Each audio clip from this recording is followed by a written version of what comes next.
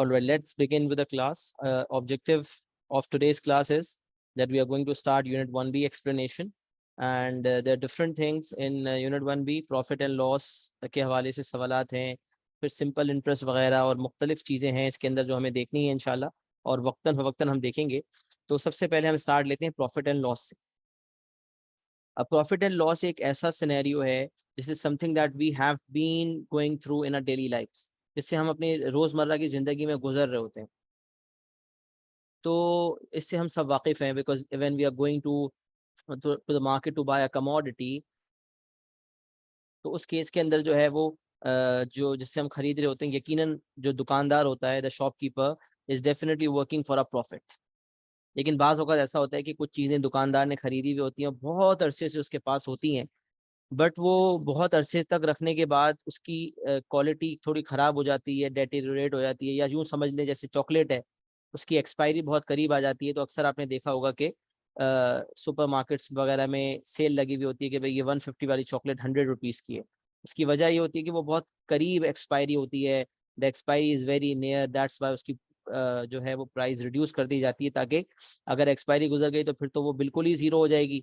इससे बेहतर है कि उसको कम पैसों में जो है वो सेल ऑफ कर दिया जाए।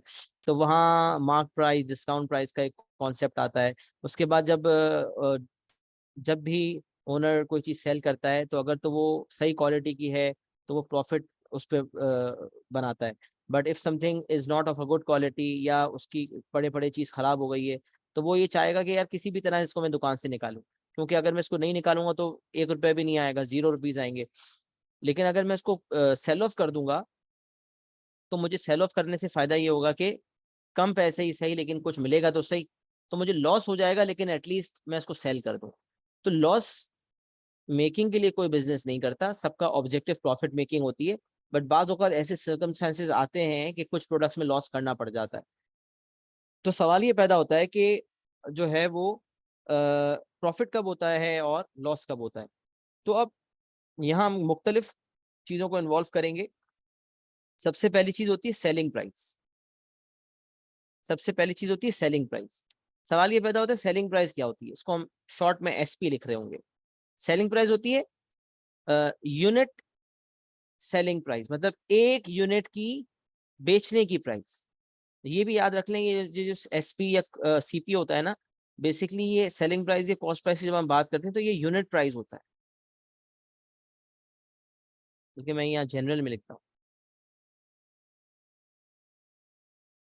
This is unit price.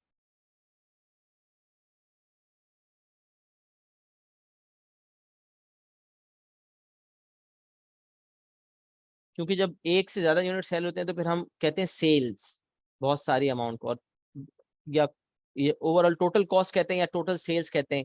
तो सेलिंग प्राइस या कॉस्ट प्राइस यूजुअली हम ना एक सिंगल यूनिट के लिए यूज कर रहे होते हैं टर्मिनोलॉजी। और अगर बहुत सारी लेट सपोज कोई इतनी अकाउंटिंग नहीं पढ़ रहे कि इतनी टर्मिनोलॉजीज मैटर करती हैं, बट फिर भी एक कॉन्सेप्ट है ना कि सेलिंग प्राइस। भाई कोई आप कमोडिटी लेने जाओगे मार्केट में, तो आप बोलोगे भाई इसकी सेलिंग प्राइस क्या है। इसका मतलब आप उससे ही पूछोगे आप कितने में सेल करोगे मुझे ये यूनिट।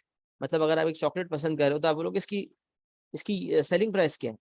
तो आप इसका मतलब ये होगा कि आप उस एक सिंगल यूनिट की बात करो, एक सिंगल यूनिट प्राइस, मतलब एक सिंगल कमोडिटी की प्राइस। अब अगर चॉकलेट का पूरा डब्बा लेते हो तो आप बोलोगे इस चॉकलेट के बॉक्स की क्या सेलिंग प्राइस है।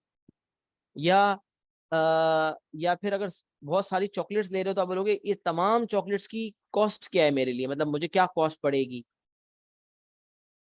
अच्छा, वो जो आपके लिए जो कॉस्ट पड़ेगी वो बेसिकली दुकानदार के लिए सेलिंग प्राइस होगा। सही है, ये भी समझ लें कि अगर आप कोई चीज़ खरीदने जा रहे हैं तो आपके लिए तो वो खरीदी हुई चीज़ कॉस्ट है, लेकिन जो बेच रहा है उसके लिए वही चीज़ सेलिंग प्राइस है। तो सेलिंग प्राइस होती है बेचने की प्राइस। जब कोई चीज़ बेची जाती है तो वो सेलिंग प्राइस पे बिकती है।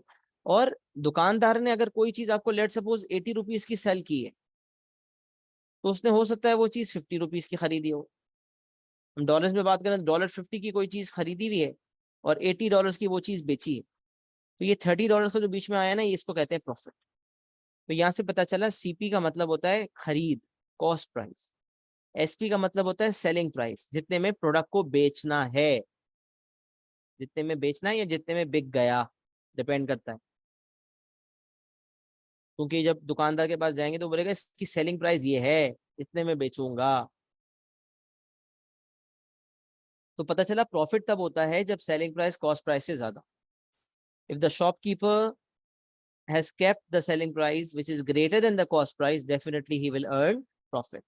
तो प्रॉफिट तब होता है जब सेलिंग प्राइस कॉस्ट प्राइस से ज्यादा हो। Very logical. जितने में खरीदा है प्रोडक्ट उससे ज्यादा में सेल होगा तो प्रॉफिट हो जाएगा। और लॉस कब होता है? लॉस तब होता है जब कॉस्ट प्राइस सेलिंग प्राइस से ज्यादा हो। मतलब दुकानदार ने एक चीज जो है कॉस्ट प्राइस है, उसने $100 की एक चीज खरीदी, बहुत टाइम तक होल्ड की, उसकी इंटेंट तो ये थी कि वो $80 में बेचेगा, $120 में बेचेगा। बट अनफॉर्चुनेटली उसको वो चीज जो है $60 में बेचनी पड़ गई, क्योंकि एक्सपायरी करीब थी, मेडिसिन हो गई, चॉकलेट्स हो गई, या कोई खाने पीने का प्रोडक्ट हो गया जिसकी क्वालिटी डेटेरियोरेट हो गई, तो वो जितने में खरीदा था उससे कम में बेचना पड़ गया। तो now this is the scenario of a loss, कि परचेजिंग $100 की हुई है लेकिन बेचना $60 में पड़ रहा है, तो now this is loss. If cost price is greater than the selling price, then the shopkeeper, the seller will incur a loss, and if the selling price is greater than the cost price, then the shopkeeper will make a profit. अच्छा, अब एक ये तो हमें समझ में आ गया। अब हमें बात होगा ना निकालना पड़ता है profit as a percentage of cost price. अगर कभी मुझे कोई कहता है प्रॉफिट निकालो as a percentage of cost price, ये तो मेंशन हुआ है कि profit as a percentage of cost price निकालो। कभी कभार सिर्फ इतना कहता है प्रॉफिट परसेंटेज निकालो, सिर्फ कहता है प्रॉफिट परसेंटेज निकालो। तो मैंने लिखा हुआ भी note, if the examiner is silent, express the profit/loss as a percentage of cost price. अगर एग्जामिनर मुझसे प्रॉफिट की परसेंटेज मांगता है, तो अगर वो लिखता है profit as a percentage of cost price, तो परसेंटेज निकालने का तरीका यह है कि जिस चीज की परसेंटेज निकालनी हो उसे रखते हैं न्यूमरेटर में।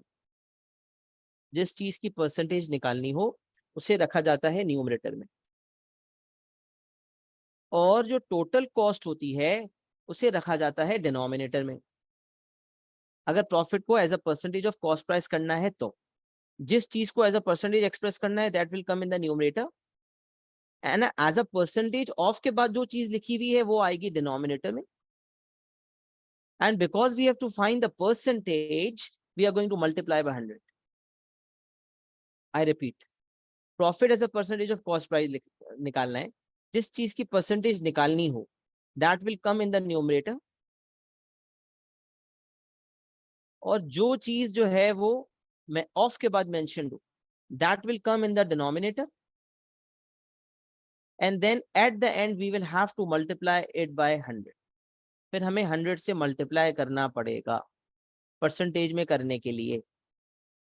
अच्छा, और अगर एग्जामिनर कहता है profit as a percentage of selling price निकालो, तो प्रॉफिट जिसकी परसेंटेज निकालनी है वो आएगा न्यूमरेटर में,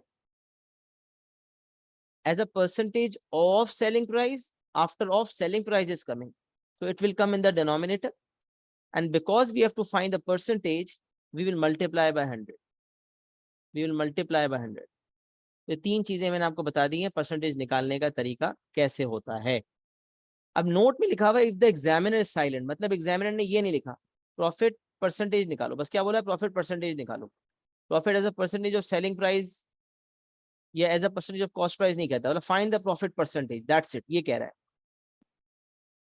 तो अगर सिर्फ कहेगा ना प्रॉफिट परसेंटेज निकालो, तो फिर ये वाला फॉर्मूला यूज होगा।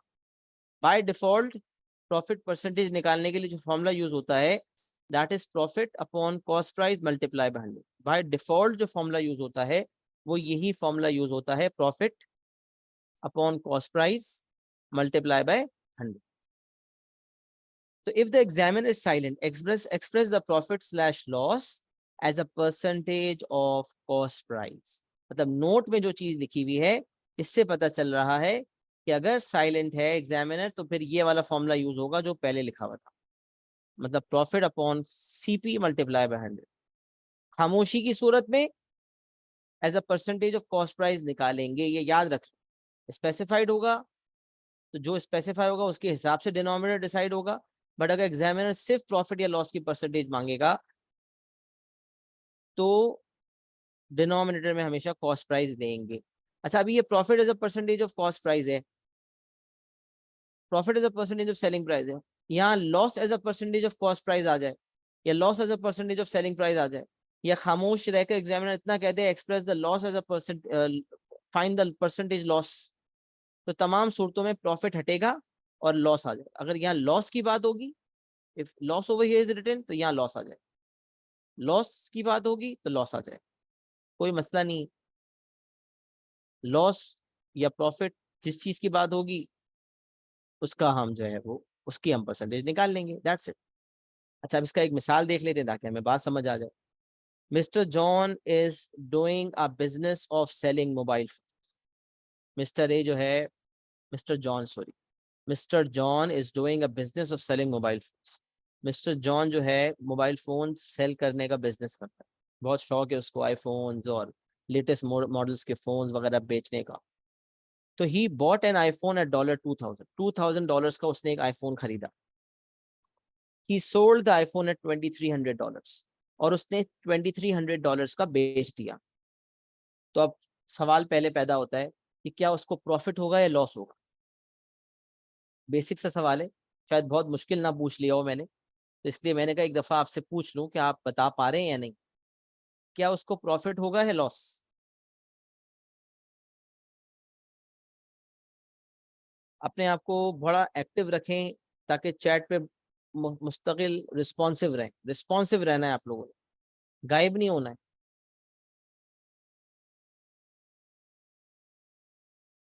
$2000 का आईफोन खरीदा और $2300 में बेच दिया, क्या हो गया भाई, प्रॉफिट हो गया। जबरदस्त, आसान सा सवाल का आसान सा जवाब हो गया। तो हमने कहा चलो भाई प्रॉफिट निकाल लेते हैं, कितना प्रॉफिट हुआ। तो प्रॉफिट होता कब है, जब सेलिंग प्राइस कॉस्ट प्राइस से ज्यादा हो। तो ये जो $2000 है ये हमारी कॉस्ट प्राइस सीपी, और ये $2300 है ये हमारा क्या है, ये हमारा सेलिंग प्राइस एसपी। अब अगर मैं प्रॉफिट बनाना चाहता हूँ,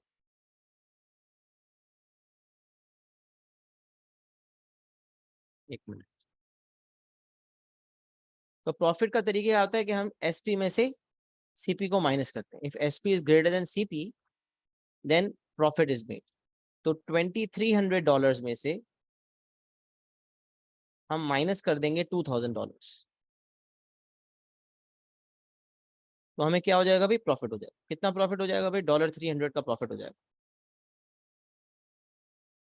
अब मुझे कहा जा रहा है फाइंड द परसेंटेज प्रॉफिट, और ये स्पेसिफाई नहीं किया जा रहा है कि percentage profit as a percentage of cost price है या profit as a percentage of selling price है। तो मुझे यहाँ बताएं कि प्रॉफिट परसेंटेज निकालने के लिए क्या फॉर्मूला यूज होगा। फाइंड द प्रॉफिट परसेंटेज, तो प्रॉफिट परसेंटेज निकालनी फॉर्मूला बताएं क्या होगा, which formula should I use. जल्दी से चैट पे टाइप रखें, टाइप जल्दी लिखें, बल्कि बता दें मुझे। अब्दुल रहमान आप माइक खोल के बताएं प्रॉफिट की परसेंटेज निकालने के लिए क्या करेंगे।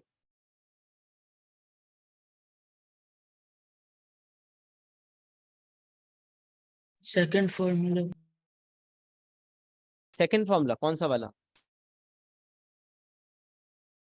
पूरा बताओ, फॉर्मूला बताओ, फॉर्मूला बताओ क्या होगा। Profit profit upon selling price multiply by 100। कैसे, कैसे प्रॉफिट अपॉन सेलिंग प्राइस। यहाँ पर तो वो खामोश है, उसने कहा है परसेंटेज प्रॉफिट निकालो, कहाँ लिखा है उसने profit as a percentage of selling price निकालो। नोट के फॉर्म में मैंने क्या बताया आप लोगों को। अगर एग्जामिनर साइलेंट हो तो प्रॉफिट परसेंटेज किस, profit as a percentage of क्या निकालते हैं। कितनी वाजे इंस्ट्रक्शन लिखी हुई है यार। Profit as a percentage of cost price निकालते हैं जब खामोशी हो तो, या खामोशी है तो कौन सा फॉर्मूला यूज होगा, पहला वाला फॉर्मूला यूज होगा। क्या हो गया है, profit as a percentage of cost price निकालना पड़ेगा क्योंकि खामोशी है। साइलेंस होगा तो profit as a percentage of cost price निकलेगा भाई। 300 divided by cost price which is 2000 multiply by 100। बिल्कुल क्लियर कट इंस्ट्रक्शंस आप लोगों को दे रहा हूं, उसके बावजूद पार्टिसिपेशन लेने में गलत आंसर आ रहा है तो अच्छा नहीं फील होता। मैंने एक वाजे कहा कि खामोशी होगी तो profit as a percentage of cost price, note का 2 3 4 दफा रिपीट किया, अब कितनी दफा बंदा रिपीट करेगा। तो यहाँ जो है वो 15% हमारा आंसर आ जाएगा, 15%। This will be your final final answer. कितना परसेंट प्रॉफिट हुआ है भाई, 15% प्रॉफिट हुआ है। 300 डिवाइडेड बाई 2000 मल्टीप्लाई बाई 100। अगर ये पेपर 2 का सवाल है तो आप कैलकुलेटर इस्तेमाल करेंगे, पेपर 1 का सवाल है तो पेपर 1 का जो है वो सवाल होता तो आप ऑर्डर इस्तेमाल नहीं करते। तो ये आपका पहला एग्जाम्पल हो गया प्रॉफिट लॉस के हवाले से। सही है, यहाँ तक बात समझ आ गई है? चलें, इसको जो है आप स्क्रीनशॉट अभी लेते चले जाएं इंशाल्लाह। और नोटिंग का टाइम फिर आप लोगों को, आप लोग आराम से सुकून से नोट्स बना लीजिएगा। अभी सब चीज़ें लिखने जाएंगे तो थोड़ा टाइम ज़्यादा लगेगा, तो मेरे ख्याल से हम थोड़ा अंडरस्टैंडिंग पे फोकस ज़्यादा करते हैं, स्क्रीनशॉट लेते चले जाएं और फिर इंशाल्लाह जो है वो प्रॉपर नोट्स आप लोग अपने बना लीजिएगा, ताकि हमारा थोड़ा टाइम सेव हो जाए और आप लोग जो है वो सुकून से फिर नोट्स वगैरह बाद में बना लें इंशाल्लाह। सही, फाइल में इंशाल्लाह अपलोड कर दूंगा, वो कोई मसला नहीं है। अच्छा, एग्जाम्पल नंबर 2 की जाने पड़ते हैं। Mister John is doing a business of selling mobile phones. He bought an iPhone at $2000. He sold the iPhone at $1800. Find the percentage loss. अब इस यहाँ पर हमें जो है वो लॉस हुआ है। कैसे लॉस हुआ है भाई? क्योंकि खरीदा जो है आईफोन $2000 का था। तो ये हमारी जो बॉट वाली चीज होती है ये कॉस्ट प्राइस होता है, और वो आईफोन बेचा कितने का भाई? $1800 का बेच दिया, तो ये सेलिंग प्राइस हो गया। Because the cost price is greater than the selling price, the shopkeeper over here it's John, John will इनकर अ लॉस। तो परसेंटेज लॉस निकालने के लिए पहले लॉस की अमाउंट निकाल लें। तो लॉस क्यों हुआ? क्योंकि कॉस्ट प्राइस ज्यादा थी, सेलिंग प्राइस कम थी। 2000 माइनस 1800, $200 का जो है वो लॉस हुआ, लॉस ऑफ $200। अच्छा, अब लॉस की परसेंटेज निकालनी है। अब बताओ, अब अब्दुल रहमान, लॉस की परसेंटेज निकालने के लिए क्या फॉर्मूला यूज होगा? Loss upon cost price multiplied by 100. जी, क्योंकि क्यों क्यों ऐसा ये वाला फॉर्मूला क्यों यूज कर रहे हैं हम? It's not specified. Yes, when it's not specified then it's loss upon cost price multiply by 100। ये हुई ना बात। इस तरह से पार्टिसिपेट करो और दिमाग में बिठाओ, सुनो, एक्टिवली सुनो। जब मैं समझा रहा हूँ तो सुनो गौर से। तो कुछ नहीं लिखा हुआ होगा भाई तो कॉस्ट प्राइस आएगी नीचे, ये वाजे है। सही है, ये जहन में बिठा लो बिल्कुल। तो 200 divided by 2000 because the cost price is 2000 multiply by 100। यहाँ से आप जो है वो अपना कैलकुलेशन कर लें तो आपका आंसर आ जाएगा कि भाई 10% लॉस हुआ है आपका। तो आंसर इज 10, लॉस इज 10%। सही है जनाब? तो ये लॉस की परसेंटेज हो गई, लॉस 10% हुआ है।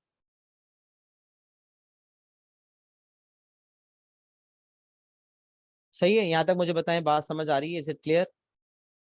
Profit percentage, loss percentage. जो जो लेट ज्वाइन कर रहे हैं क्लास को, वो इस चीज़ को समझ लें कि मुझे बिल्कुल पसंद नहीं है कि आप लोग क्लास को लेट ज्वाइन करें, क्योंकि देखें एक्सप्लेनेशन स्टार्ट हो जाती है फिर आप लोग मिस कर देते हैं चीज़ों को। राइट, अब आप लोगों को रिकॉर्डिंग शुरू की सुननी पड़ेगी ताकि आपको सही से समझ में आ जाए। तो प्लीज़ मेक श्योर कि आप लोग जो है वो क्लास को टाइम पे ज्वाइन करें, क्योंकि I can not wait for all the students. Right,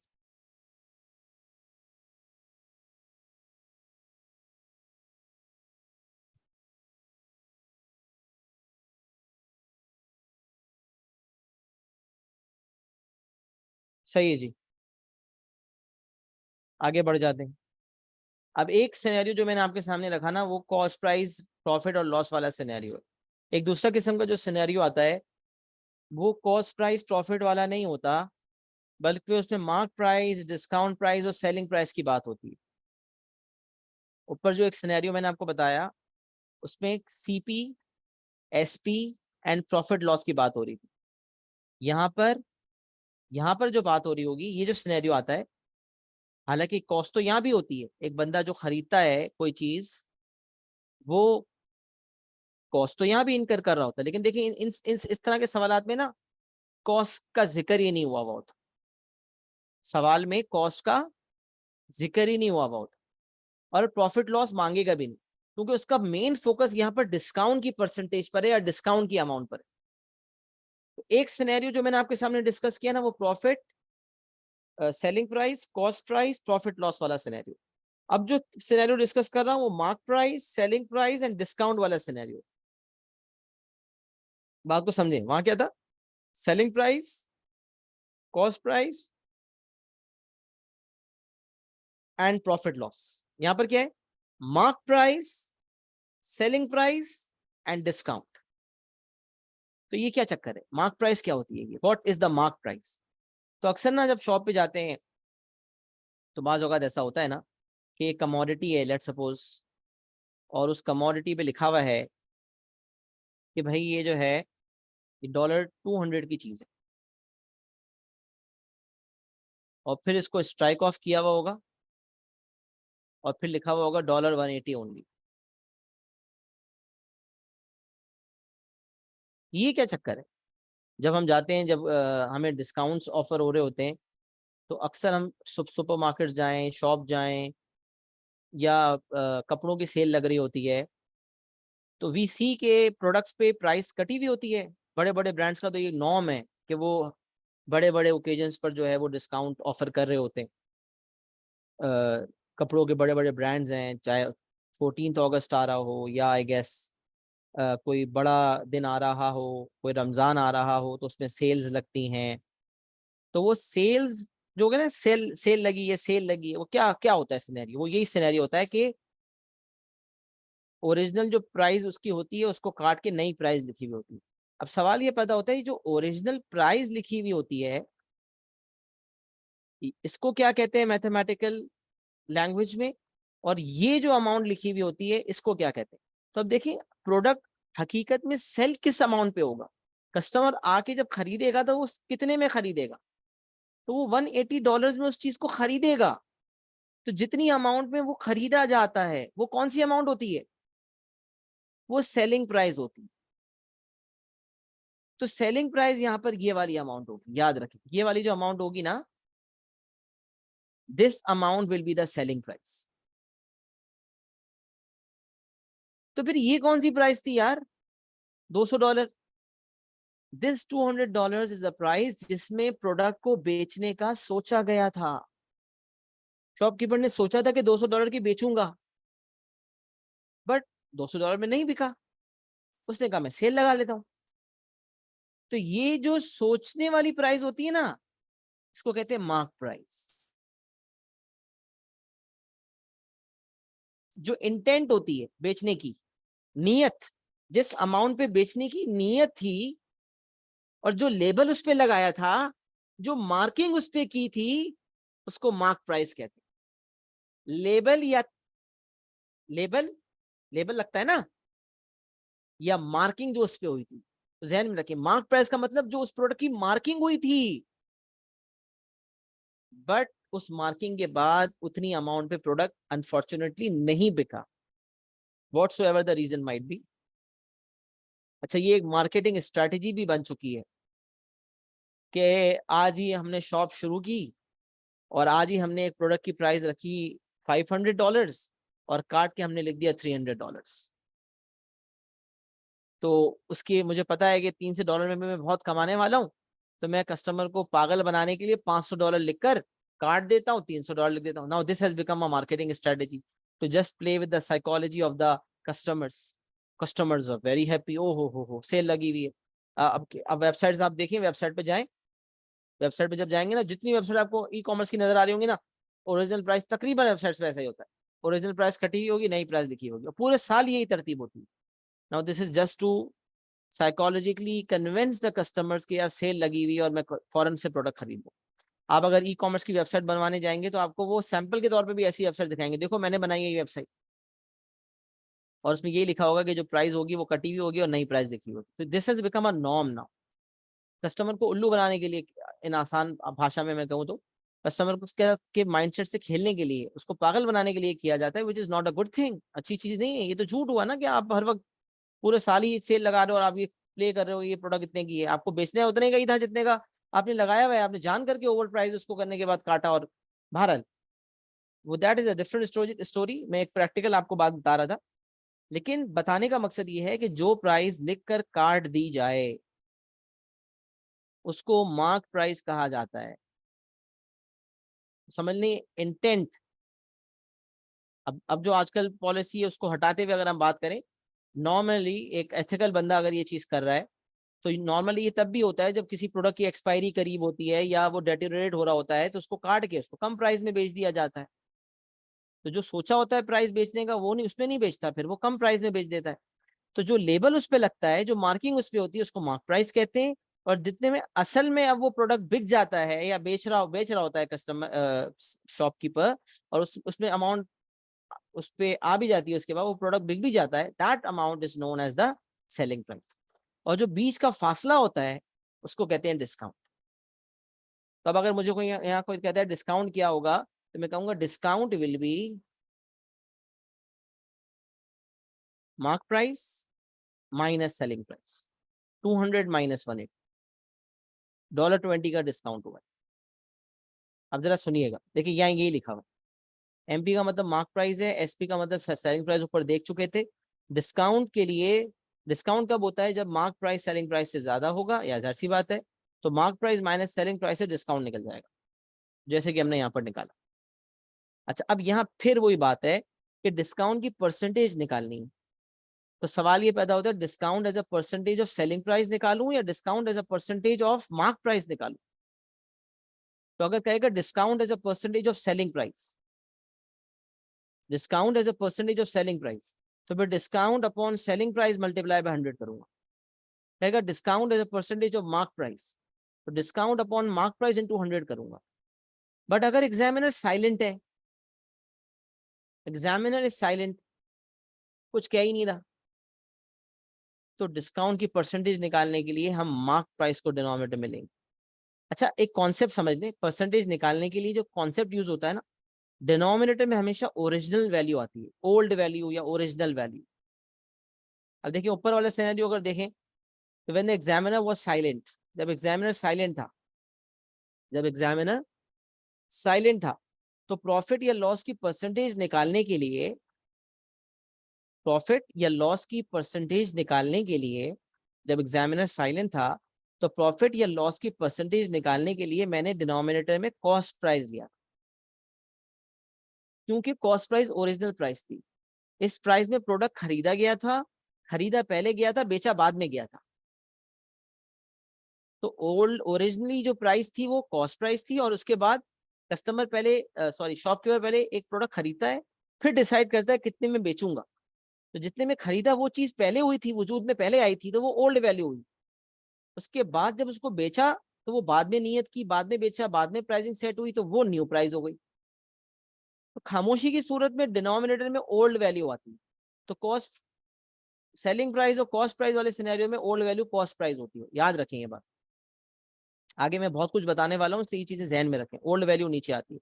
अच्छा, यहाँ पर सिनेरियो देखें, तो कस्टमर ने सबसे शॉपकीपर ने सबसे पहले एक चीज खरीदी, कॉस्ट, फिर उसने उस पर मार्किंग की, मार्क प्राइस, फिर उसने बेचा सेलिंग प्राइस। तो हम ये सीपी वाले तो यहाँ कंसिडर कर ही नहीं रहे। मैंने आपको क्या कहा कि इस सिनेरियो में कॉस्ट प्राइस की बात ही नहीं हो रही। हालांकि ओरिजिनली हुई कॉस्ट इनकर थी, उसके बाद उसने सोचा था कि मैं इतने में बेचूंगा, फिर डिस्काउंट देने के बाद असल में बेचा कम में। तो यहाँ तीन चीजें इन्वॉल्व हो गई, सीपी, एमपी और एसपी। लेकिन एग्जामिनर यूजुअली ये दोनों सिनेरियोस को डिफरेंट डील करता है। प्रॉफिट लॉस वाला सिनेरियो डिफरेंट डील कर रहा होता है, और mark price, selling price, discount वाला अलग डील कर रहा होता है। इसलिए मैंने यहाँ कॉस्ट प्राइस की बात नहीं की। कॉस्ट तो यहाँ भी हुई होगी, लेकिन यहाँ कॉस्ट प्राइस की बात नहीं हुई। तो वैसे तो कॉस्ट प्राइस ओरिजिनल वैल्यू थी, लेकिन कॉस्ट प्राइस के बाद जो वैल्यू थी वो मार्क प्राइस थी। अब कॉस्ट की क्योंकि बात ही नहीं हो रही, तो एमपी और एसपी में ओल्ड वैल्यू कौन सी है, एमपी। क्योंकि जब प्रोडक्ट खरीद के लाया, तो उसने सोचा कि मैं इतने की बेचूंगा, तो पहले मार्क प्राइस डिसाइड की उसने, फिर अनफॉर्चुनेटली उसमें नहीं बेच सका, तो उसने सेलिंग प्राइस डिसाइड कर ली। तो MP is the old price. तो इसीलिए जब खामोशी थी तो डिनोमिनेटर में मार्क प्राइस आ गया। प्रॉफिट लॉस के सिनेरियो में खामोशी की सूरत में डिनोमिनेटर में कॉस्ट प्राइस आती है, डिस्काउंट के सिनेरियो में खामोशी की सूरत में डिनोमिनेटर में मार्क प्राइस आता है, क्योंकि मार्क प्राइस सेलिंग प्राइस से के कंपैरिजन में ओल्ड वैल्यू है, और ऊपर वाले सिनेरियो में कॉस्ट प्राइस सेलिंग प्राइस के कंपैरिजन में ओल्ड वैल्यू। इस सिनेरियो में भी कॉस्ट जरूर हुई है, कॉस्ट प्राइस भी कोई होगी, लेकिन सवाल यहाँ पर कॉस्ट प्राइस की बात नहीं कर रहा। तो profit, cost price, selling price वाला सिनेरियो डिफरेंट ट्रीट करें, mark price, selling price, discount वाला सिनेरियो डिफरेंट डील करें। तो दोनों को मिक्स ना करें, मिक्स करेंगे तो फिर कंफ्यूजन ज्यादा होगी। हो सकता है एक ही सिनेरियो में वो सब दे दे, लेकिन हमने इतनी कंफ्यूजन वाले सवाल देखे नहीं। वो यूजुअली इन सबको अलग अलग डील कर रहा होता है। तो डिस्काउंट मार्क प्राइस वाला वो अलग डील करता है, कॉस्ट प्राइस सेलिंग प्राइस वाला अलग डील करता है। अच्छा, एग्जाम्पल नंबर 3 में क्या है, mister A is doing a business of selling mobile phones. अच्छा, मैं एक बात यहाँ ऐड कर दूं, लेट सपोज एग्जामिनर ने थोड़ा सा, वैसे तो किया नहीं है मैंने, नजर से इतना टेक्निकल सवाल अब तक नहीं गुजरा, बट कुछ भी हो सकता है ना, मतलब तो इस सवाल में कॉस्ट प्राइस को भी इन्वॉल्व कर लिया जाए, तब तीन चीजें हो जाएंगी, cost price, mark price, selling price, discount का भी बात आ रही होगी, प्रॉफिट लॉस की भी बात आ रही होगी। तो पांच चीजें हो गई। ऊपर जो हमने सिनेरियो पढ़ा था उसमें तीन चीजें थी, नीचे जो सिनेरियो पढ़ा था उसमें भी तीन चीजें थी, लेकिन अगर सभी दोनों केसेस को मर्ज करके एक केस बना लिया जाए तो पांच चीजें हो जाएंगी। तब क्या करेंगे, एमपी एसपी और डिस्काउंट को डील करते हुए डिस्काउंट की परसेंटेज वगैरह निकल जाएगी। जब ये काम हो चुका होगा तो फिर सीपी, एसपी और प्रॉफिट लॉस पे बात हो जाएगी। तो इन पांच चीजों में कॉम्बिनेशन किसका बन जाएगा, एमपी एसपी और डिस्काउंट से एक एक चीज आ जाएगी, डिस्काउंट का मामला डील हो जाएगा, और सीपी, एसपी और प्रॉफिट लॉस से जो है दूसरा मामला डील हो जाएगा। तो अगर एक सवाल में सब इन्वॉल्व हो भी गया तो उसको हम दो सेपरेट केसेस की तरह ट्रीट करते हुए जो तीन चीजें प्रॉफिट लॉस के लिए काम की हैं उसको देख लेंगे, जो तीन चीजें डिस्काउंट के लिए काम की हैं वो उसको देख लेंगे। तो हमें ये देखना पड़ेगा कि कब कौन सी चीज देखनी है। वैसे हमने मर्ज होता हुआ कभी पास अब तक देखा नहीं है, इतना कॉम्प्लेक्स उसने किया नहीं है, बट होता है कभी पेपर घुमाने के लिए वो कुछ भी कर सकता है। तो हमारा माइंड बड़े कॉन्सेप्चुअली क्लियर होना चाहिए, कोई मसला नहीं, अगर हम अब कॉन्सेप्ट को सही से फॉलो करते हैं तो मसला कोई नहीं। अच्छा, mister A is doing a business of selling mobile phones. Mark price जो है वो $2400 है, सेलिंग प्राइस $2400 है और $2000 है। Find the percentage discount. अब यहाँ खामोशी है, परसेंटेज डिस्काउंट निकालने में खामोशी है। तो परसेंट की डिस्काउंट की परसेंटेज निकालनी हो और खामोशी हो तो क्या करते हैं, फिर क्या फॉर्मूला लागू होता है बताएं। चैट पे पार्टिसिपेट करें, अगर खामोशी होगी तो क्या फॉर्मूला अप्लाई होगा, बल्कि आप माइक पे भी बता सकते हैं, पार्टिसिपेशन कर लें, माइक पे बता दो।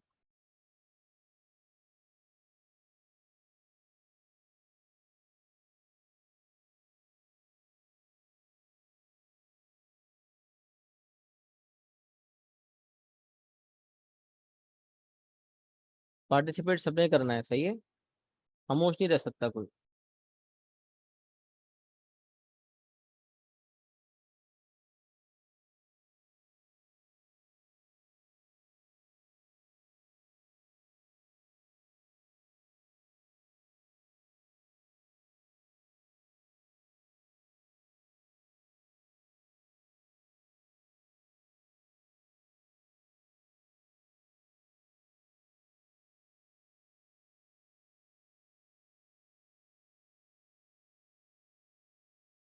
सही है, तो अगर मुझे सबसे पहले डिस्काउंट निकालना पड़ेगा, डिस्काउंट अमाउंट कितनी है भाई बताएं। तो मैं डायरेक्ट डिस्काउंट की परसेंटेज निकालनी है तो मैं यही लिख देता हूँ, discount percentage is equals to, working भी बचाए ना, discount upon mark price into 100। तो डिस्काउंट कितना है भाई, $2400 हमने डिसाइड किया था कि बेचेंगे $2400 का, शॉपकीपर ने मिस्टर ए ने डिसाइड किया था, लेकिन बेच वो 2000 में सका। तो डिस्काउंट कितना डॉलर्स का दिया उसने, $400 का डिस्काउंट दिया। तो हम यही वर्किंग दिखा सकते हैं, पूरी वर्किंग अगर हम दिखाना चाहते हैं कि डिस्काउंट 2400 माइनस 2000 है, ये एक स्टेप में काम हो जाएगा, अलग अलग वर्किंग नहीं करनी पड़ेगी। Divided by original, which in this case is the mark price 2400, and we are going to multiply by 100।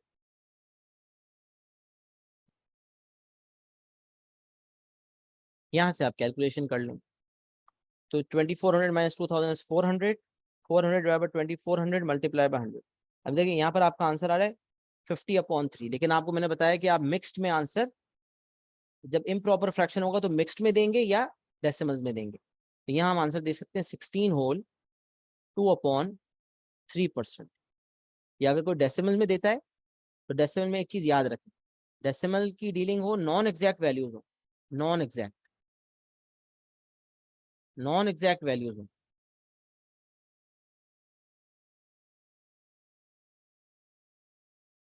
तो वर्किंग आप 5 सिग्निफिकेंट फिगर्स में किया करें।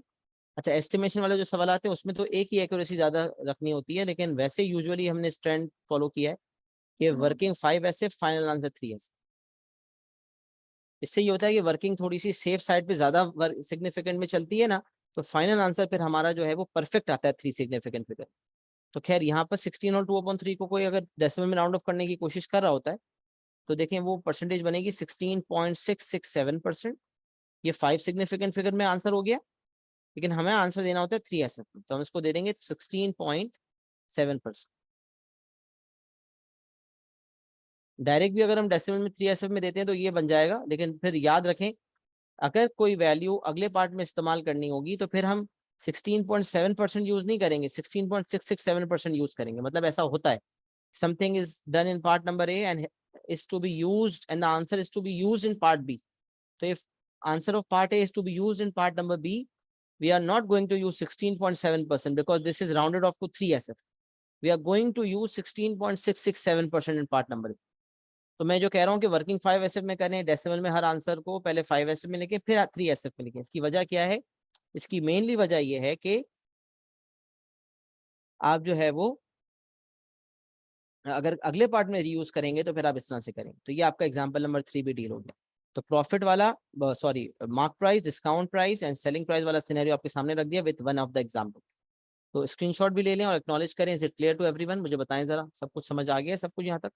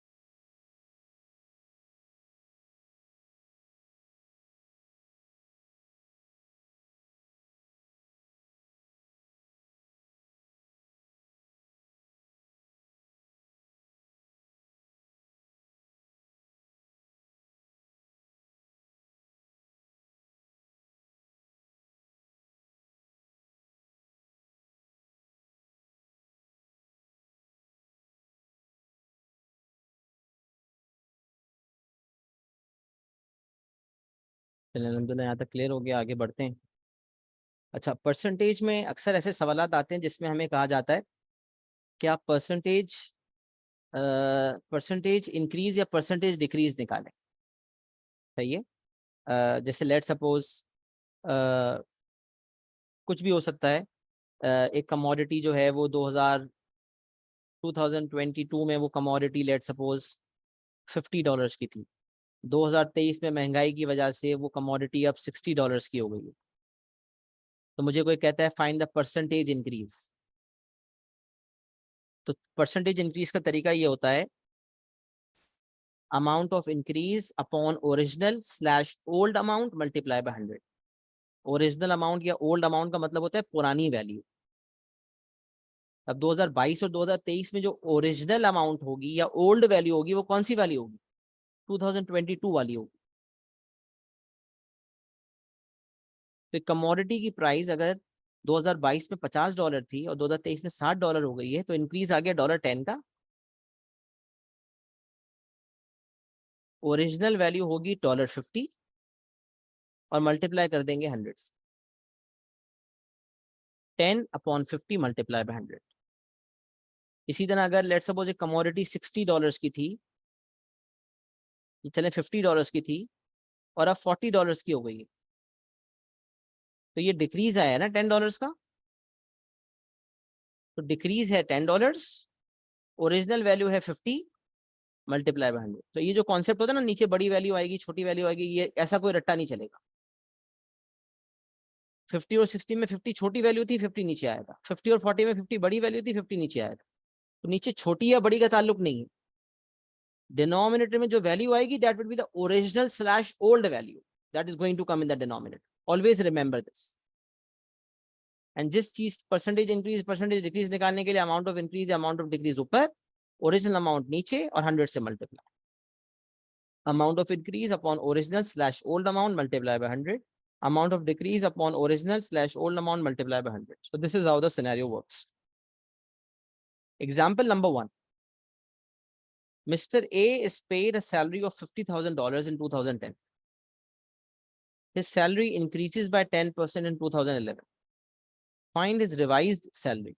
तब जो एग्जाम्पल मैं आपको दे रहा था वो अगर मैं लिख भी दूं कि भाई 2022 में एक कमोडिटी जो है $50 की थी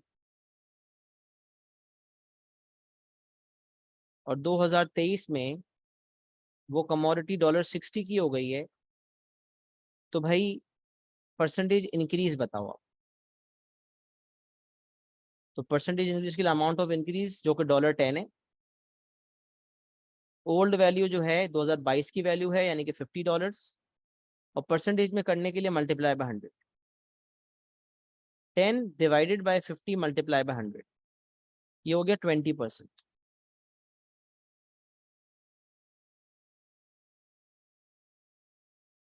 तो परसेंटेज इंक्रीज जो है वो 20% है। सही, एक छोटा सा मैंने ऐसे ही एग्जाम्पल बना दिया था आपके लिए।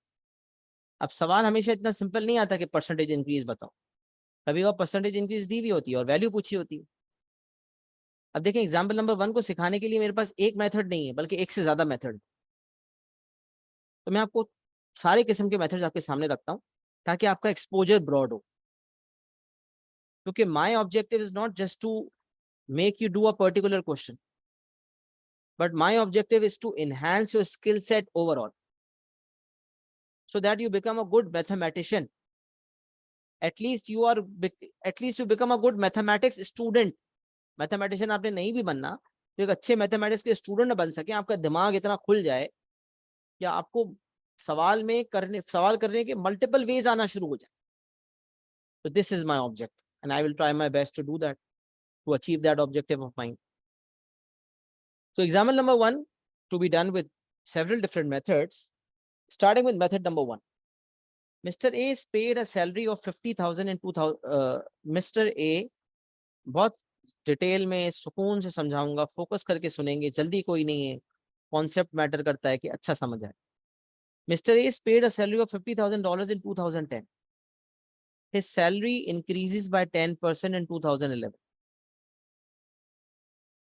10% से उसकी सैलरी 2011 में इंक्रीज हो गई। His salary increases by 10% in 2011. Find his revised salary. अब ये बात हमेशा याद रख लें, एक चीज मैं लिख रहा हूं यहां पर, if percentage is given, it is always applied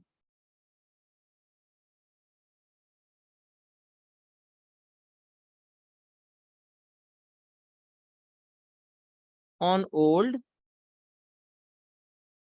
slash original value.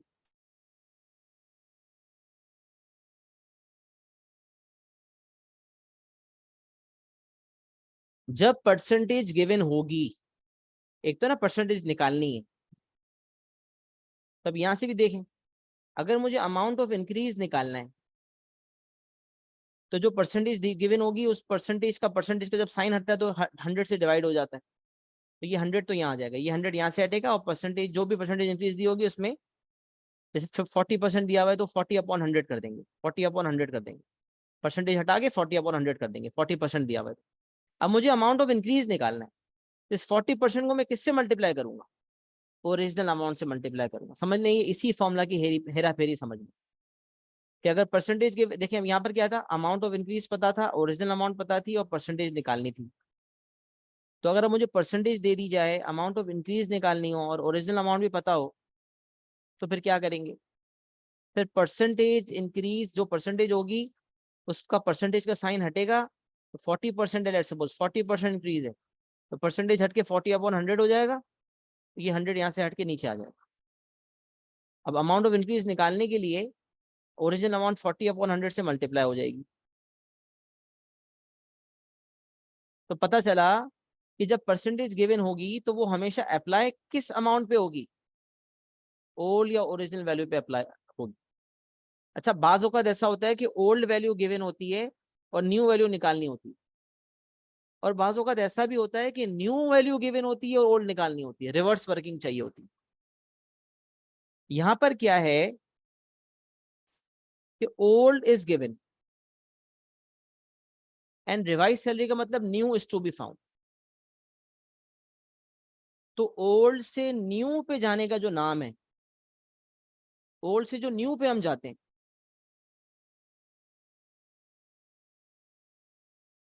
Old से जो हम न्यू पे जाते हैं, ये कहलाती है forward working.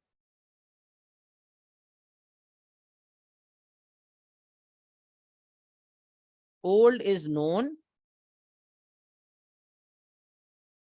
And new is unknown. Old पता है, न्यू नहीं पता, तो ओल्ड से न्यू पे जो जाने का काम है ना, इसको कहते हैं फॉरवर्ड वर्किंग। अब फॉरवर्ड वर्किंग करना का ना तरीकेकार बहुत ज्यादा आसान है, बहुत आसान। मल्टीपल वेज आप फॉलो कर सकते हो, लेकिन ये चीज ज्यादा आसान समझी जाती है क्योंकि इसमें बच्चे यूजुअली एरर करते नहीं है। क्योंकि बच्चों के जहन में पता है क्या कॉन्सेप्ट है, जो परसेंटेज गिवन है और जो वैल्यू है ना, बस परसेंटेज को अंधाधुन उस वैल्यू पे लगा दो। बस 50,000 का 10% निकाल, जो भी परसेंटेज गिवन है उसको उस वैल्यू पे लगा दो। बस ये एक जहन में कॉन्सेप्ट होता है, डायरेक्ट। जरूरी नहीं है ये काम। अगर वो वैल्यू गिवन ओल्ड वैल्यू है तो फिर परसेंटेज वाकई इस पे अप्लाई होगी।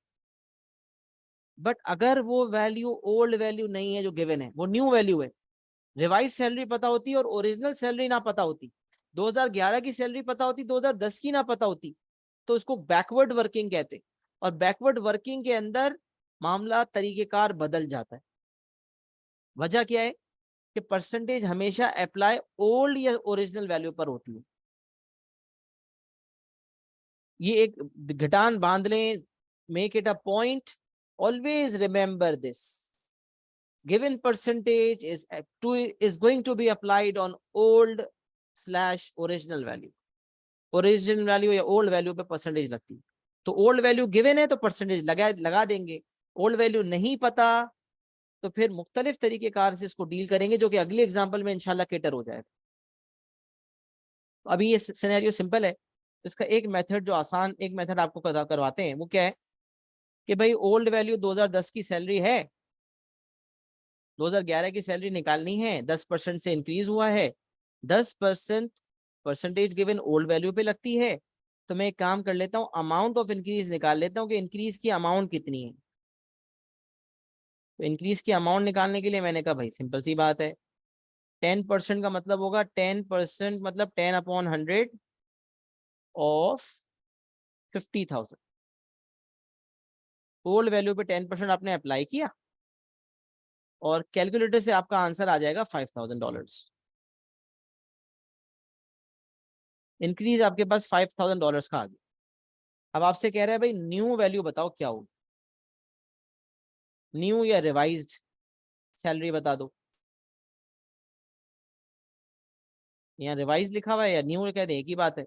न्यू सैलरी निकालने के लिए आप बोलेंगे भाई पहले $50,000 उठाता था पिछले साल, 10% इंक्रीज जो है वो 5,000 बनता है, क्योंकि मैंने 10% अप्लाई करके देख लिया ओल्ड वैल्यू पर। तो इसकी जो न्यू सैलरी या रिवाइज सैलरी है ना, वो 55 $55,000। तो मेथड 1 के मुताबिक आंसर आ जाएगा $55,000। सही है? मुझे पता है मेथड 1 सबको क्लियर है। मेथड 1 के हवाले से कोई डाउट, कोई कंफ्यूजन तो नहीं है? जहाँ तक अब तक जो मैं समझाने की कोशिश कर रहा हूँ, कि आपको वो सारी बातें समझ आ रही है? बताएं जरा।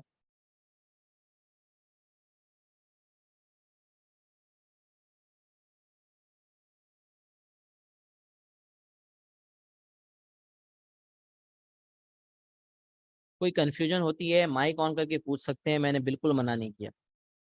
माइक ऑन करने की इजाजत आपको दी हुई है, मैंने माइक्स म्यूट नहीं किए हैं। आप पूछना चाहते हैं आप पूछ, चैट पे पूछना चाहते हैं, माइक पे पूछना चाहते हैं पूछ, कोई मसला है बता दें, वरना क्लियर लिख दे। सही, क्लियर है। अब जो मेथड नंबर 2 है वो क्या हो सकता था, तो वो सुने। ये भी याद रख लें, ये भी एक और एक नोट तो मैंने ये लिखवाया था, सही है? एक मैं नोट और लिखवा रहा हूं। Old slash original value is always 100%। ये नोट भी मैं कहीं लिख रहा हूं। कहाँ लिखूं? एक काम करता हूँ, इसको थोड़ा सा ऊपर कर देते हैं और नीचे जगह बन जाती है, उसमें लिख देते हैं old slash original value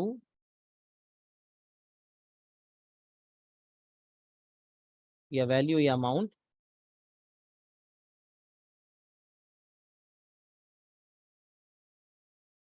is always 100%। ये भी एक याद रखने बात, मैं इसको अप्लाई करवाता हूँ। तो हमने ये किया कि ओल्ड वैल्यू थी 100%, उस ओल्ड वैल्यू पे 10% अप्लाई करने के बाद अमाउंट निकाल ली, और ओल्ड वैल्यू में उस अमाउंट को ऐड किया तो न्यू अमाउंट आ गई। अब इसका शॉर्टकट क्या हो सकता था? मेथड 2 कह रहा है शॉर्टकट, यही मेथड 1 को शॉर्ट में कर देगा। और वो शॉर्टकट क्या है? वो कह रहा है क्योंकि 50,000 इज 100% और इंक्रीज आया है 10%।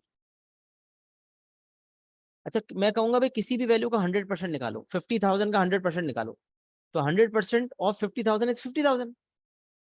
तो याद रखें ओल्ड वैल्यू इज ऑलवेज 100%। अब 10% इंक्रीज आया तो 100% प्लस 10% कितना बन गया? 110%। तो 110% अगर मैं 50,000 का डायरेक्ट निकाल लूं तो मेरे पास डायरेक्ट 55,000 आ जाएगा। तो this is what I am doing over here. 50,000 मैं चाहता हूँ 50,000 तो अमाउंट में लूं ही लूं, साथ साथ 50,000 का 10% भी ले लूं। तो मैंने कहा एक काम करता हूँ 50,000 का 110% ले लेता। तो 50,000 का 10% निकालूं और फिर उसमें 100% वाली वैल्यू ऐड कर दूं तो 110% वाली वैल्यू आ जाएगी। या डायरेक्टली 50,000 का 110% ले लूं, तो सोचे 50,000 का 100% लूंगा तो 50,000 खुद ही होगा, 10% मजीद ले लिया तो 5,000 भी उसमें इनकॉर्पोरेट हो गया। तो 50,000 का 110% आपके पास डायरेक्ट 50,000 आ जाएगा, डायरेक्ट 55,000 आ जाएगा। तो ये आपका मेथड नंबर 2 बन गया, 50,000 का 110%। अच्छा, मार्किंग स्कीम में अक्सर वैल्यू इस तरह से लिखी होती है, 110% की जगह वो 1.1 लिखेगा। सोचे ना 110% का मतलब क्या होता है? 110 को डेसिमल फ्रैक्शन में क्या कहते हैं? 110 डिवाइडेड बाय 100। देखिए जरा कैलकुलेटर पे 110 डिवाइड बाय 100, 11/10 आना, डेसिमल में कन्वर्ट करें 1.1 बनेगा। इसका मतलब मार्किंग स्कीम में अक्सर आपको इस तरह की वर्किंग नजर आएगी, 50,000 मल्टीप्लाई बाय 1.1। 110% का मतलब होता है 110/100। तो 110/100 को डेसिमल में कन्वर्ट कर दें, 110/100 इज अ डेसिमल फ्रैक्शन, इसको डेसिमल वैल्यू में कन्वर्ट कर देंगे तो 1.1 आ जाएगा। तो 50,000 मल्टीप्लाई बाय 1.1 कर लें direct, 50,000 multiply bye 1.1, the answer is 55,000। तो 100% वैल्यू को भी लिया, 10% मजीद भी लिया, तो 55,000 आ गया। मुझे बताया मेथड 2 सबको क्लियर है?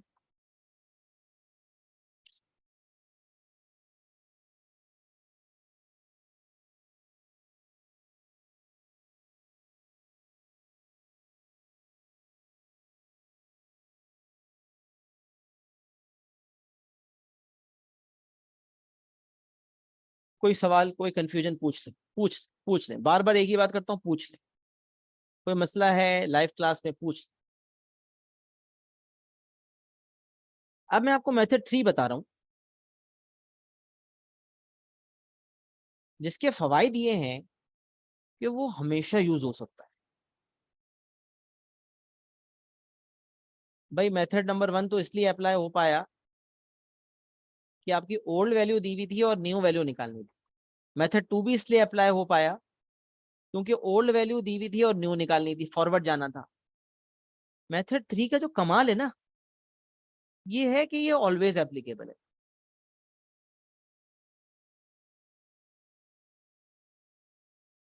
चाहे आपको चाहे आपको फॉरवर्ड जाना हो या आपको बैकवर्ड आना हो, ये एप्लीकेबल है। मेथड नंबर 1 जो है ना, आपका फॉरवर्ड जाने के लिए यूज होता है। मेथड नंबर 2 भी आपका फॉरवर्ड जाने के लिए यूज हो रहा है।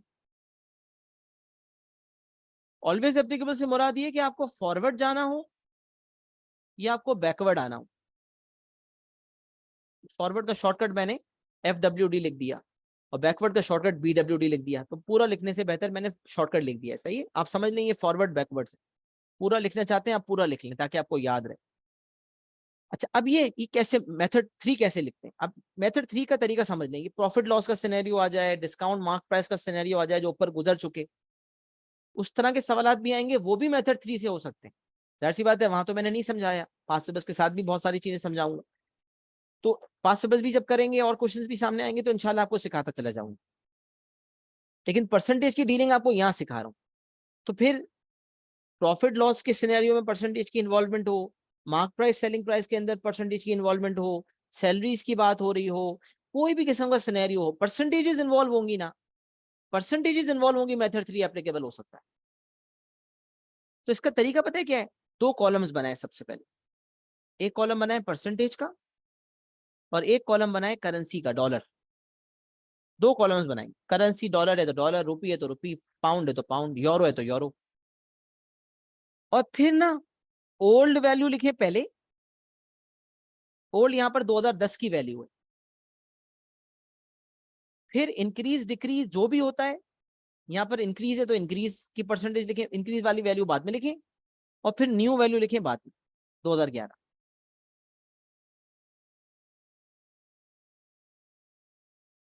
अच्छा, प्रॉफिट लॉस वाले सिनेरियो में क्या होगा? अच्छा पहले मैं इसको बात कर लूं, कंफ्यूज ना करते, ये सुन लें। तो 2010 ओल्ड वैल्यू है और मैंने लिखवा दिया ओल्ड वैल्यू इज ऑलवेज 100%। तो ओल्ड वैल्यू की परसेंटेज तो मुझे पता है कि 100% है, कोई सेकंड थॉट ही नहीं है। इंक्रीज कितना है भाई? 10%।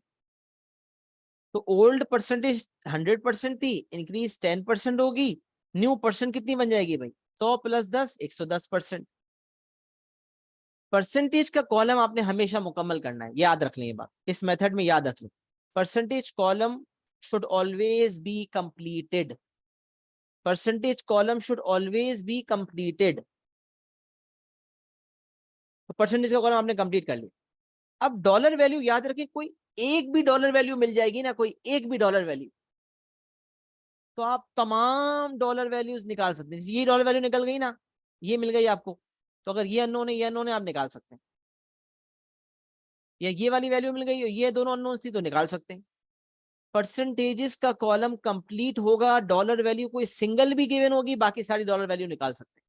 कौन सी निकालेंगे? It will vary from question to question.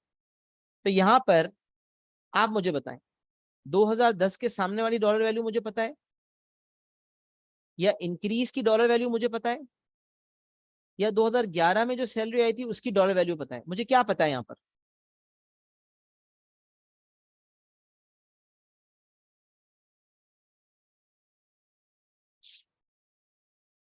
मुझे इन तीनों में से कौन किसकी डॉलर वैल्यू पता है सवाल में? पार्टिसिपेट करें, बताएं, माइक पे बता दें या चैट पे बता दें, लेकिन बताएं, सबको पार्टिसिपेट करना है, एक एक से नहीं पूछ रहा हूं, सबको बताना है। क्या मुझे यहाँ पर इंक्रीज की अमाउंट दी हुई है, या मुझे 2010 की डॉलर वैल्यू पता है, या 2011 की डॉलर वैल्यू पता है?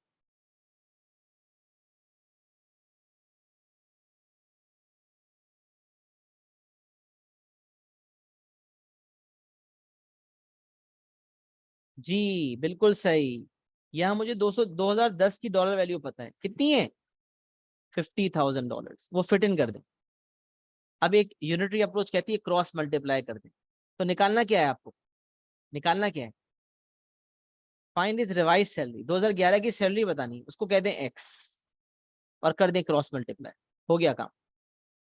फॉरवर्ड जाना हो या बैकवर्ड जाना हो, दो कॉलम्स बनाने हैं, परसेंटेज का कॉलम हमेशा मुकम्मल करना है, और परसेंटेज का कॉलम मुकम्मल करने के लिए इस बात को याद रखना है कि ओल्ड वैल्यू हमेशा 100% होती है।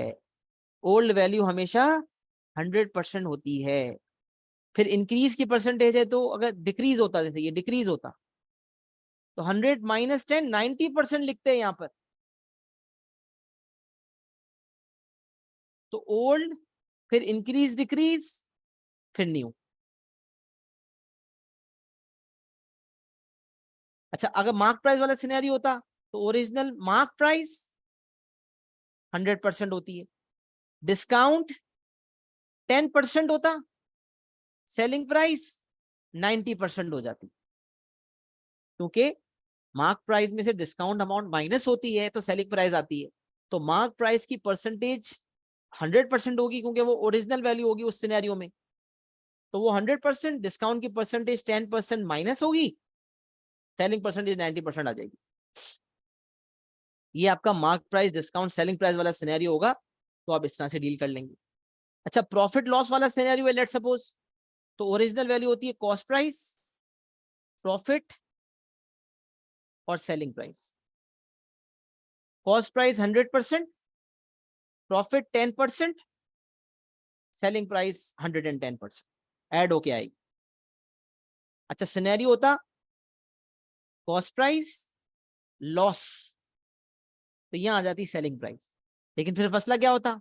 Cost 100%, loss 10%, selling price 90%। तो कॉस्ट प्राइस और सेलिंग प्राइस वाले सिनेरियो में ये देखना पड़ेगा, लॉस है तो कॉस्ट प्राइस में से लॉस की परसेंटेज माइनस होगी, तो सेलिंग प्राइस की परसेंटेज आएगी। और अगर कॉस्ट प्राइस और लॉस नहीं है, बल्कि कॉस्ट प्राइस और प्रॉफिट है, तो कॉस्ट प्राइस में प्रॉफिट की परसेंटेज ऐड होगी, तो सेलिंग प्राइस की परसेंटेज आ जाएगी। तो ये कॉस्ट प्राइस, सेलिंग प्राइस और प्रॉफिट लॉस वाले सिनेरियो का सिनेरियो बता दिया।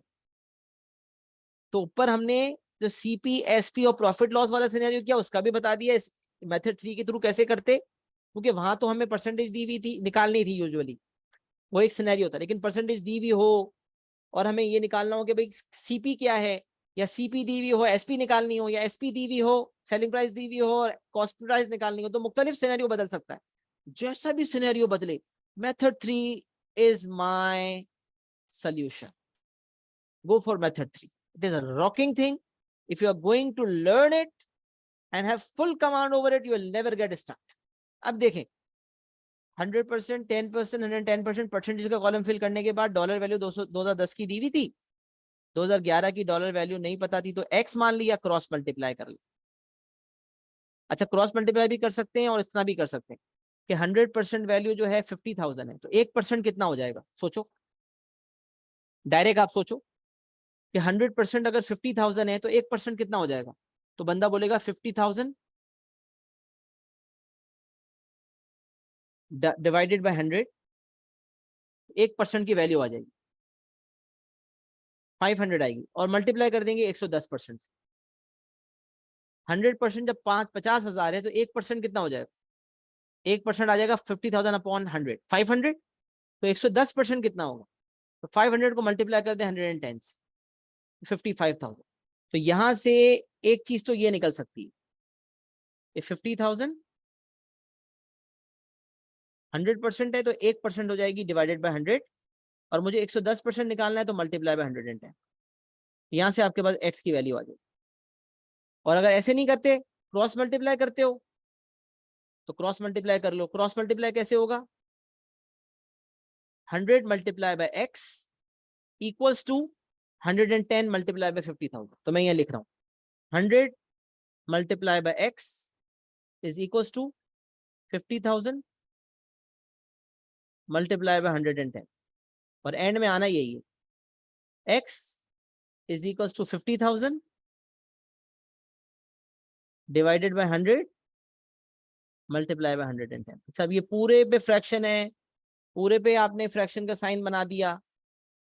50,000 मल्टीप्लाई बाय 110, पूरे को 100 से डिवाइड कर दिया, या सिर्फ 50,000 को 100 से डिवाइड किया, 110 से मल्टीप्लाई किया, कोई फर्क नहीं पड़ता, कॉन्सेप्चुअली एक ही बात होती। तो आप पहले ये वाला स्टेप करें, फिर ये वाला स्टेप करें,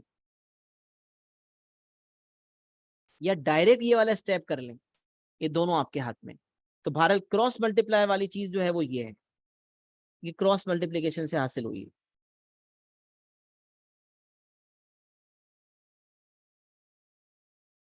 तो मेथड 3 अगर आप सीख लेते हैं तो फिर आप समझ लें अवार्ड विनिंग स्टूडेंट बन जाएंगे इंशाल्लाह, क्योंकि आप तमाम किस्म के सिनेरियोज जिसमें परसेंटेजेस इन्वॉल्व हैं आप उसको कर सकते हैं इंशाल्लाह। ये ऐसा मेथड है जो वीआईपी मेथड है, बेहतरीन मेथड। एग्जाम्पल नंबर 1 हो गया। अच्छा, एग्जाम्पल नंबर 2, एग्जाम्पल नंबर 1 मुझे बताएं तीनों मेथड से समझ आ गया? चलिए एग्जाम्पल नंबर 2 पे इंशाल्लाह ना हम सुकून से उसको हम वैसे ही सिनेरियो हम कर लेते हैं। एग्जाम्पल नंबर 2 खत्म हो जाएगा तो अच्छा हो जाएगा, ताकि एक एस्पेक्ट हमारा मुकम्मल हो जाए। Mr. A is paid a basic salary of $80,000 in 2015. His basic salary in 2015 was an increase of 20% on his basic salary in 2014. Calculate his basic salary in 2014. अब देखिए सवाल को समझें। 2014 में उसकी एक सैलरी थी जो नहीं पता, 2015 की जो सैलरी है वो पता है। तो मुझे जब 2015 से 2014 की तरफ आना है, तो ये जो अप्रोच है ये कहलाती है बैकवर्ड। ये बैकवर्ड अप्रोच है, बैकवर्ड्स, बैकवर्ड अप्रोच कहलाएगी। मुझे बैकवर्ड आना होगा। तो 2015 की सैलरी मुझे पता है $80,000, और 2014 की जो सैलरी है ये एक्स डॉलर्स है, मुझे पता ही नहीं है। तो अब कोई बंदा कहे, पता है बच्चे गलती क्या करते हैं, कॉमन एरर क्या होता है? 20% निकालते हैं 80,000 का, 20,000 निकालते हैं 80,000 का, और कहते हैं 2014 में तो सैलरी कम थी, तो 80,000 में उस अमाउंट को माइनस कर देते। 20% निकालते हैं 80,000 का, क्योंकि उनके जहन में पता क्या होता है, जो भी परसेंटेज गिवन होगी ना उसको गिवन वैल्यू पे लगाना है। इंतहाई गलत कॉन्सेप्ट है ये। This is a conceptual blunder. ये इंतहाई गलत कॉन्सेप्ट है, इस कॉन्सेप्ट को आपने फॉलो नहीं करना, याद रख लें, ये कॉन्सेप्ट फॉलो नहीं करना। ये इंतहाई गलत कॉन्सेप्ट है जो बना हुआ होता है कि जो भी परसेंटेज गिवन है, जो भी वैल्यू गिवन है, उसको परसेंटेज लकीर के फकीर बन के परसेंटेज को डॉलर वैल्यू पे अप्लाई कर दो। अल्लाह के वास्ते ये काम आपने नहीं करना। आप सर सुफियान के स्टूडेंट है, सर सुफियान ने आपका कॉन्सेप्ट क्लियर किया, आप ये गलती नहीं कर सकते। तो 20% को 80,000 पे लगाना ये नहीं मुमकिन, ये कॉन्सेप्चुअल ब्लंडर है। सर क्यों ऐसा बोल रहे हैं? क्योंकि सर को ने आपको सिखाया परसेंटेज हमेशा ओल्ड वैल्यू पे लगती है भाई। पर नोट भी लिखवाया, नीचे भी लिखा हुआ है, बल्कि लिखा हुआ भी है, वो जो पर मैंने लिखवाया था वो नोट फॉर्म में नीचे लिखा हुआ ही है, जैन से ही निकल गई बात। Percentage is always applied on old slash original amount, amount before increase decrease, and original value slash old value is always 100%। ये दोनों पॉइंट जो मैंने नोट फॉर्म में लिखा है, ये ऊपर मैंने लिख भी दिए।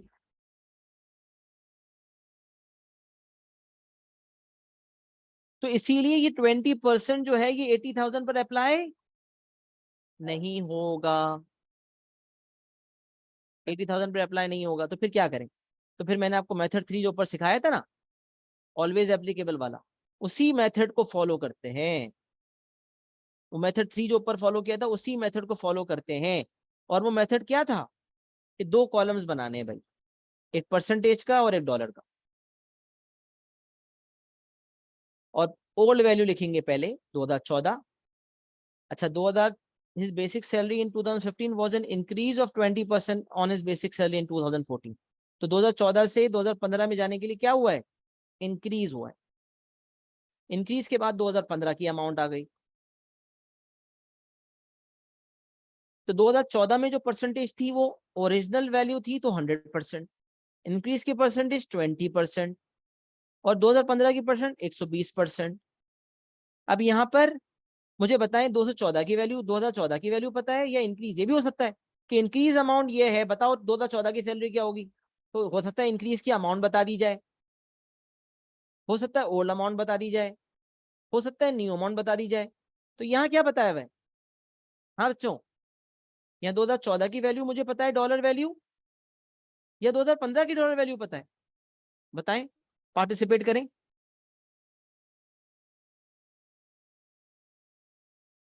Very good. यहाँ मुझे 2015 की डॉलर वैल्यू पता है, तो मैं डॉलर वैल्यू 2015 की 80,000 लिख देता हूँ, और यहाँ 2014 में लिख देता हूँ एक्स। अब वही अप्रोच क्रॉस मल्टीप्लाई, या वो मैंने आपको डायरेक्ट बताया कि 120% 80,000 है, तो 1% कितना हो जाएगा? 80,000 डिवाइडेड बाय 120 मल्टीप्लाई बाय 100। और अगर आपको लंबा करके पहुंचना है इस चीज तक, तो आप क्रॉस मल्टीप्लाई कर लें कि 120x is equals to 80,000 multiply by 100, और फिर एंड में आपने आना तो यही है 80,000 डिवाइडेड बाय 120 मल्टीप्लाई बाय 100। तो ये वाला ऑप्शनल स्टेप है, ये जरूरत नहीं है स्टेप, डायरेक्ट ये वाला स्टेप कर लें आप। कैसे? 120% 80,000, तो 1% क्या होगा? 80,000 डिवाइडेड बाय 120, 1% की वैल्यू आ गई। और निकालनी किसकी वैल्यू है? 100% की वैल्यू बतानी, तो मल्टीप्लाई बाय 100। अच्छा, मुझे कहता है बताओ इंक्रीज की अमाउंट बताओ। 2015 में $80,000 है, 2014 की सैलरी ना पूछी होती, बोला बताओ अमाउंट ऑफ इंक्रीज कितना था, तो फिर एक्स यहाँ ना नहीं आता, एक्स यहाँ आता, फिर क्रॉस मल्टीप्लीकेशन यूं होती, फिर 80,000 डिवाइडेड बाय 120 मल्टीप्लाई बाय 20 करना पड़ता, क्योंकि 20% की वैल्यू निकालनी होती। तो यहाँ 80,000 डिवाइडेड बाय 120 मल्टीप्लाई बाय 100, क्योंकि 100% की वैल्यू बतानी। तो उठाएं calculator, 80,000 divided by 120 multiply by 100। अब यहां से आपकी जो वैल्यू आ रही है ये नॉन एग्जैक्ट आ रही है। तो पहले मैंने आपको बताया 5 सिग्निफिकेंट फिगर में आप लिखें 6 6 6 6 6। तो आपकी 5 सिग्निफिकेंट फिगर में ये इससे ज्यादा, बल्कि डेसिमल में तो इससे भी ज्यादा वैल्यू आ रही है, 666 46 ये आ रही है वैल्यू, पूरी वैल्यू का ये दिखा रहा है। आपने अगर इसको 3 सिग्निफिकेंट फिगर में राउंड ऑफ करना है, तो आप इसको थर्ड सिग्निफिकेंट ये होता है, तो ये आपका जो 6 है ये 7 हो जाएगा। जिस सिग्निफिकेंट फिगर पे जिस थर्ड सिग्निफिकेंट तक का उसूल है ना कि सीआई का जनरल रूलिंग है, सीआई के पेपर पे लिखी होती है पहले पेज पे, नॉन एग्जैक्ट को 3SF में दे रहे हैं, तो इसको देखने के लिए इसको राउंड ऑफ करने के लिए अगले डिजिट को देखना है, अगला डिजिट 5 या उससे बड़ा हो, 5 होगा तो भी बढ़ेगा 6, अगला डिजिट क्योंकि 5 या उससे बड़ा है, तो ये 6 जो है वो बढ़कर 7 हो जाएगा। लिहाजा यहाँ पर मेरा आंसर आ जाएगा 6 6 7, और बाकी जो डेसिमल से पहले जितने भी डिजिट्स होते हैं उसकी जगह जीरोस आ जाते हैं, क्योंकि वो इंपॉर्टेंट डिजिट्स होते हैं। तो इस वाले 6 को मैंने 7 कर दिया, अब ये जो 2 डिजिट्स हैं इनकी जगह, दोनों की जगह जीरो आ गया, दोनों की जगह जीरो आ गया। डेसिमल के बाद वाली चीज बहुत नेग्लिजिबल है, उसको इग्नोर कर देते हैं। तो 3 सिग्निफिकेंट फिगर्स में मेरा जो आंसर आएगा वो ये 3 सिग्निफिकेंट फिगर्स में आंसर आया। अच्छा, ये अप्रोक्सीमेटली इक्वल टू का मैं साइन बनाता हूँ, आप अप्रोक्सीमेटली इक्वल टू का साइन ना भी बनाए तो भी कोई मसला नहीं, लेकिन एक वैसे अप्रोक्सीमेटली इक्वल टू का साइन इस तरह भी कर सकते हैं, इस तरह भी कर सकते हैं। ये अप्रोक्सीमेटली इक्वल टू का साइन, अप्रोक्सीमेटली इक्वल टू लेकिन अगर आप इक्वल टू भी बनाते हैं तो इसमें ऐसा नहीं है कि आपकी कोई पेनलाइजेशन वगैरह होगी। और यहाँ डॉलर लिख देंगे।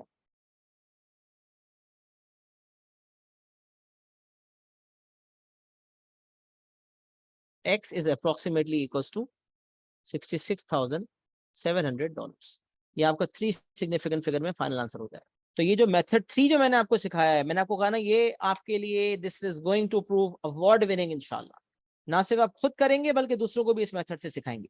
और यूजुअली ये मेथड नहीं इस तरह से नहीं सिखाया जा रहा होता अक्सर। तो ये कॉन्सेप्चुअली मैंने आपको बहुत जबरदस्त तरीके से सिखा दिया, क्योंकि मेरा अकाउंटिंग बैकग्राउंड भी है, मैंने अकाउंटिंग पढ़ी है बड़ी डिटेल में। तो हमने इस तरह की अप्रोचेज अकाउंटिंग में बड़ी पढ़ी है, तो मैंने आपको वो अप्रोच बता दी है जो समझने में आपकी जिंदगी आसान कर देगी इंशाल्लाह। तो मुझे बताएं एग्जांपल नंबर 2 हमें क्लियर हो गया है?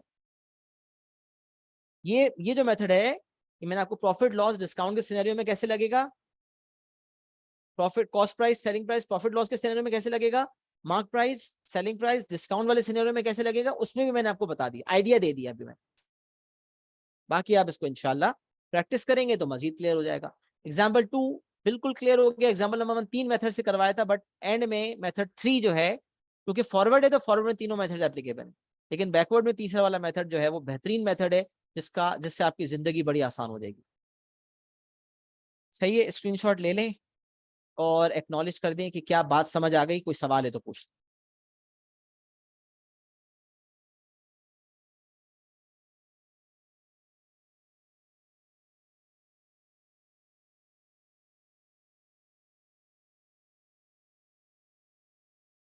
एक्नॉलेजमेंट सबको देनी है। समझ आ गई है बात या नहीं आई?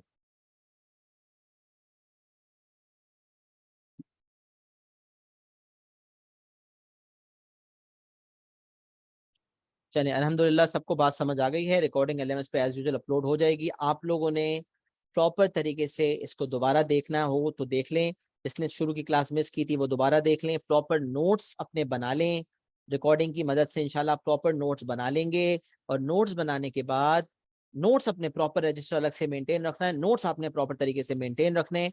अभी आप जो है वो इस यूनिट में हमें मजीद चीजें करनी है, जिसके बाद आप सवालात कर सकते हैं। लेकिन अभी भी आप जाएं तो मैं यूनिट 1B के पार्टिसिपल्स, वैसे अभी तो मैंने टास्क आपको डेलीगेट नहीं किया, लेकिन इस तरह के सवालात खैर हम यूनिट के, मैं आपको सवाल जब भी एलोकेट करूंगा जब मैं यूनिट की एक्सप्लेनेशन मुकम्मल कर लूंगा। तो अभी एक्सप्लेनेशन बाकी है, अभी चीजें हैं जो आपको बतानी है इस यूनिट की।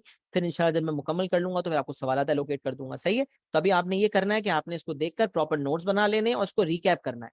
हर नई क्लास में आने से पहले please my request is you have to review what you have done in the previous class, because if you are not going to review it, then in the next class you are not going to be as productive as you should be. एक biological fact है जो कहता है कि with in 24 hours जो concept review किए जाएं वो दिमाग में बैठ जाते हैं, उसकी 80% रिटेंशन होती है।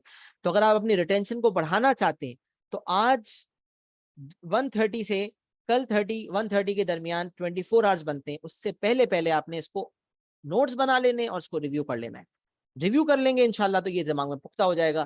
फिर जब क्लास लेंगे आपकी नेक्स्ट क्लास से एक दिन पहले आप फिर इसको रिव्यू कर लें, या क्लास से थोड़ी देर पहले रिव्यू कर लें, या एक दिन पहले रिव्यू कर लें, तो इससे आपका रिफ्रेश हो जाएगा, ताकि आपको पता हो कि आपने पिछली क्लास में क्या पढ़ा था। और नई क्लास में आप अच्छे मोमेंटम के साथ, जील के साथ, जोश के साथ आप आएंगे क्लास में और पार्टिसिपेट करेंगे इंशाल्लाह, और आपको और बेहतर अगली क्लास में समझ आएगा।